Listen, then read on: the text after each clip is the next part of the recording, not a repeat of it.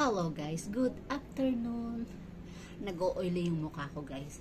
Kasi si Mami Pearly Vlog is busy. Hindi ko pala natanggal yung hikaw guys. Nung natulog ako kagabi. Dahil sa sobrang pagod na siguro. Ayan, yun palang tatanggalin at pagkagising ko guys. Ako ay marami na agad ganap. Ako ay nakapaglaban na at ako ay nakapagsampay na ng kalahati. Hindi pa ako tapos magsampay. Sabi ko ako ay nagugutom. Gusto ko mag-coffee. Nag-break time lang ako guys. Ayan ang coffee ni Mami Pearly Vlogs. Naglagay ako ng coffee mate kasi parang mas masarap magkape ngayon ng may coffee mate.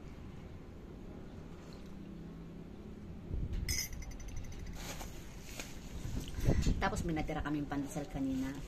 Ayan, isasawsaw ko na ulit sa aking kape. Yung aking sampayin guys, konti na lang ito. Pakita ko sa inyo yung aking. Ayun ang aking sampayin, konti na lang. Tapos binuksan ko yung bintana namin. Kaya mahangin dito sa amin. Medyo mahangin guys, ang sarap. Masarap ngayon ang panahon dito sa amin, malamig.